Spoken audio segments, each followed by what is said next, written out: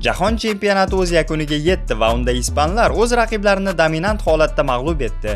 Finalda Argentina 117-daqiqaga qadar birorta zarba bera olmadi, ya'ni 0.00 xG.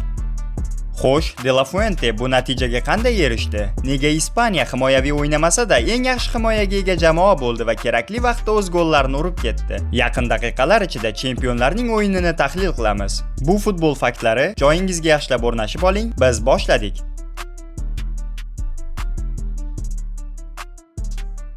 Ispaniya bu turnirda dominant bo'lib chempionlikka erishgani haqida so'zlab o'tdik, biroq bu dominantlik biroz boshqacharoq.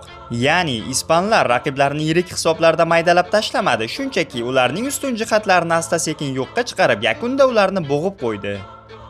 Mana bu suratda Ispaniyaning raqiblari ularga qarshi o'yinda yiqqan XG, ya'ni kutilgan gollar ko'rsatkichi keltirilgan. Hech kim hattoki 1 golga yaqin ham kelmagan. Endi esa final tahliliga e'tibor qaratamiz. Oldindan shuni aytib o'tish lozimki, finalda birgina jamoa taktik futbol o'ynashni xohladi. Argentina esa tinimsiz qoidabuzarliklar va hakamga bosim ortidan o'yinda xaos yaratishga harakat qildi. Chunki shaxmat partiyasida ularning raqibga kuchi yetmasligi kundek ravshan edi. Ispaniya chorak finalda Belgiya hamda yarim finaldagi Fransiya bilan o'yinlardagi tarkibi bilan maydonga chiqdi. Taktikada 4-2-3-1 ko'rsatilgan bo'lsa-da, maydonda bu 4-3-3 ga aylandi. Top ispanlarda vaqti Argentinada ikkita variant bor edi. Yoki quyi blokka qaytib himoyalanish yoki pressing orqali raqibga bosim qilish. Oyarzabal shunchaki 9lik hujumchi emas, o'yin qurishdagi muhim figuralardan biri edi. Rodri haqida ham shu yerda gapirib o'tmasak bo'lmaydi. Har bir hujumning qurilishi aynan u bilan bog'liq. 3-2 holatdagi pressingdan ispan himoyachilarining chiqib ketishi u darajada qiyin ish emasdi. Kubarsining markazga qadar bemalol kelishi McAllisterni oldinga chiqishga undardi. Ochiq qolgan Olmoga esa Lisandro kelishga majbur bo'lardi. Yamalda yuz bergan ilk vaziyatga qaraymiz. Ortda 3-2 ko'rinishidagi ustunlik va Kubarsi oldinga harakatlanishi mumkin. Buni ko'rgan Alexis oldinga chiqadi, yolg'iz qolgan Olmoni esa Lisandro yopishga harakat qiladi.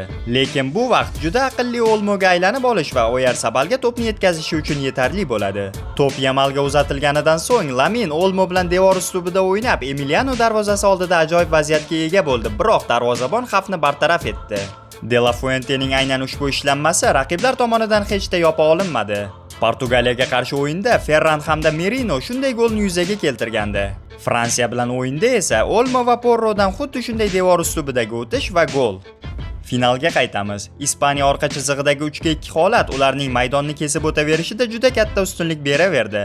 Ko'plab kadrlarda shuni ko'rish mumkinki, markaziy himoyachi Laporte raqib jarima maydonchasi yaqinigacha bemalol yetib kelaverdi. Buning sababi nima deysizmi? Leo Messi. Tan olish lozim, Lionel shubhasiz bu Argentinaning eng yaxshi futbolchisi edi, biroq ma'lum shart va sharoitlarda. Messining ustun taraflari ko'rinishi uchun Argentina to'pga egalik qilishi shart edi. To'psiz o'yinda esa jamoa 10 kishi bo'lib o'ynashga mahkum. Messi asosiy sahnaga chiqqan o'yinlarning deyarli barchasida raqiblar to'pni Argentinaga bergan. De La Fuente esa bu xatoni yana takrorlaydigan darajada ahmoq emasdi. Eng prime davrida ham pressingchi bo'lmagan 39 yashar Messidan raqibga bosim uyushtirishni kutish mantiqqa to'g'ri kelmasdi. Shu bilan birga ispanlar Messini izolyatsiyaga olishning ajoyib uslubini qo'llashdi. Martinez ortdan hujumni boshlayotgan payt ispanlar atayin raqibning o'ng tomonini yopa boshlashdi hamda to'pni majburan chapga uzatilishini ta'minlashdi. To'p Lisandroga kelganda Olmo, Oyarzabal va Ruiz to'pning o'ngga o'tmasligini ta'minlab turdi. Bu holatda himoyachining yagona yo'li to'pni yuqoridan Alvarezga uzatish bo'lib qoldi. Lekin bu ispanlarga tayyor o'lja edi.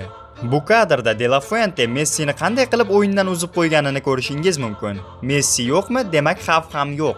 Ispaniyaning markazi jiddiy muammo ekanligini bilgan Scaloni markazni zichlashtirishga harakat qildi, lekin buning ortidan qanot vingerlari bo'shliqlarga ega bo'la boshladi.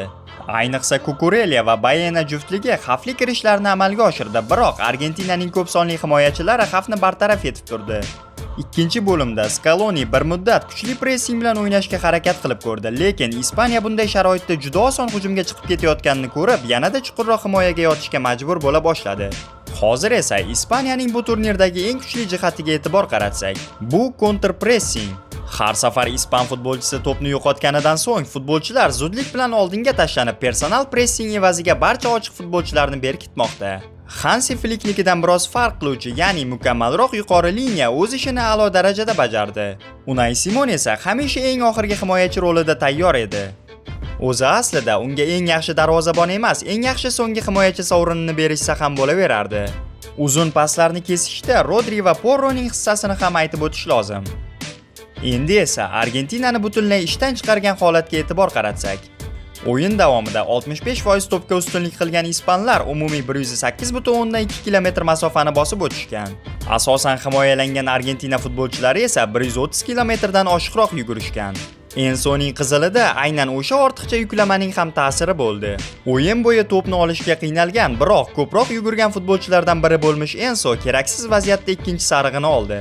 Taqqoslash uchun 120 daqiqa o'ynagan Messi 10 km masofani bosib o'tgan, 90 daqiqa o'ynagan Enso esa allaqachon 15 km dan oshiqroq yugurib bo'lgandi.